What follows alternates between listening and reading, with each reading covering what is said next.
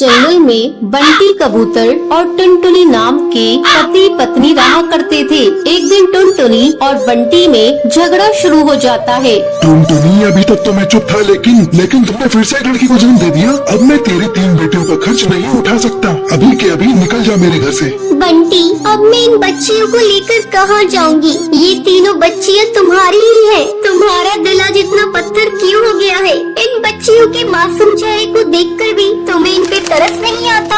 हाँ, नहीं आता। तू अभी के अभी इन्हें लेकर निकल जा। नहीं देखनी मुझे तुम्हारी और तुम्हारी बेटियों की शक्ल। बंटी, आज तुम जिन बेटियों को घर से बाहर निकाल रहे हो, एक दिन तुम्हें इन बेटियों पर नाज होगा। मैं इन्हें लेकर जा रही हूँ। अगर तुम्हें इतराज ना हो तो मैं तुम्हारे पास वाले पेड़ पर झोपड़ी बनाकर उसमें रहना चाहती हूँ। जा जाकर रह ले, लेकिन मुझसे कोई वास्ता मत रखना। टुनटुनी उस पेड़ पर झोपड़ी बनाकर उसमें रहने लगती है और पड़ोस के घरों में झाड़ू पोछी का काम करने लगती है। एक दिन, माँ, बहुत जोरों की भूख लग रही है, कुछ खाने को दे दो। अच्छा बेटा, तुम लोग यहाँ बैठ जाओ, मैं अभी तुम लोगों को खाना देती हूँ। टुनटुनी अपनी तीनों बेटियों को खाना खाने के लिए देती है। माँ, आप रोज रोज सूखी रोटी ही देती हो खाने को। जब हम पापा के घर थे तब हमें खिचड़ी भी मिलती थी खाने को। माँ, पापा ने हम लोगों को क्यों घर से निकाल दिया? क्या बताऊँ बेटी, पापा ने हम लोगों को क्यों घर से निकाल दिया? तुम लोग जल्दी जल्दी खाना खा लो, मैं कल तुम लोगों को किसी तरह खिचड़ी बनाकर खिलाऊंगी।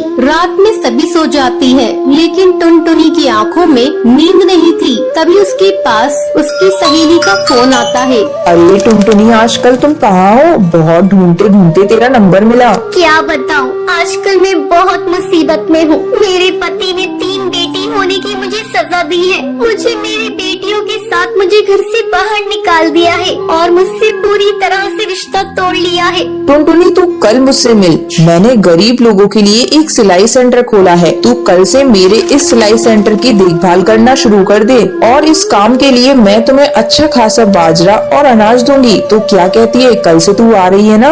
हाँ, मैं कल आ रही हूँ। तूने मेरे बुरे समय में मेरा साथ दिया है। अगले दिन से टुनटुनी सिलाई सेंटर को संभालने लगती है। कुछ ही दिनों में टुनटुनी अपनी बेटियों का एडमिशन एक अच्छे स्कूल में करा देती है। माँ, ये देखिए, हम तीनों अपनी अपनी क्लास में फर्स्ट आए हैं। हाँ बेटा, तुम इसी तरह मन लगाकर पढ़ना और एक दिन अपने माँ बाप का नाम रोशन करना। कुछ सालों बाद टुनटुनी की तीनों बेटियां पुलिस अफसर बन जाती हैं और अपनी माँ के साथ खुशी खुशी रहने लगती हैं।